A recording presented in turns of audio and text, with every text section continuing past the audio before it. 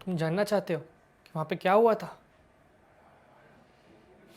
ठीक है, बताता हूँ। शायद अब मैं अपने अतीत का सामना कर सकूँ। खंडर मेरे जीवन का सबसे मुश्किल वक्त था। कभी भी बम फटते थे, गोलियाँ चारों तरफ से चलती थी, रोते चिल्लाते लोग जिनकी हमें भाषा तक समझ में नहीं आती थी, अक्सर बेबस बस इधर उधर दौड़ते रहते थे। एक दिन हम एक शहर तहस नहस करके वहाँ से गुजर रहे थे, तभी एक 4 साल की बच्ची, काली बड़ी बड़ी आंखों वाली, इतनी प्यारी कि उसे देखते ही रह जाए। बमबारी की वजह से जो खंडर बने थे उस पे खड़ी थी, बेचारी अकेली, असहाय। उसे समझ नहीं रहा था कि करना क्या है, चीखना है, चिल्लाना है, दौड़ना है। मैं उस प्यारे सी बच्ची के पास गया, घुटने टेक कर उसकी घिरी आंखों की ओर देखा और कहा, बेटा मैं वरुण हूँ, सब ठीक हो जाएगा। जब तक मैं जिंदा हूं ना, तब तक मैं नहीं भूलूंगा कि कैसा एक अकेला आंसू उसके आंखों से टपक कर उसके गालों को भिगा गया। उसने तुरंत अपने हाथ मेरे छाती पर रख दिए और मैंने महसूस किया कि कैसे वो नरम हाथों से मुझे जोर से पकड़ने की कोशिश कर रही थी।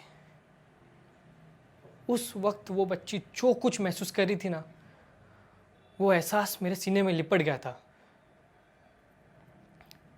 उसकी मदद नहीं कर सकता था, लेकिन उसका दर्द महसूस कर रहा था। एक 4 साल की बच्ची मेरे आंखों के सामने तबाह हो गई और उसकी तबाही का जिम्मेदार और कोई नहीं बल्कि मैं था।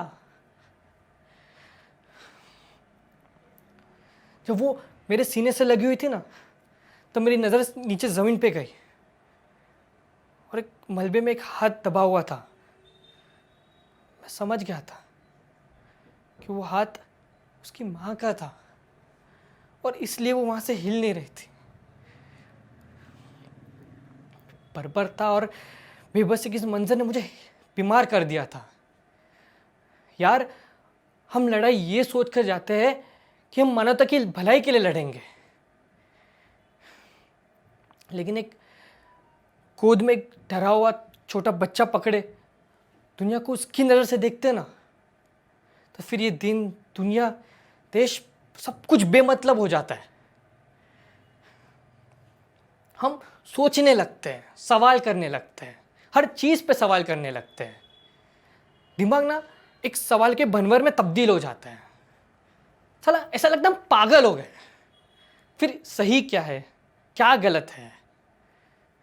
क्या भगवान भी यही चाहता है? क्या भगवान है भी?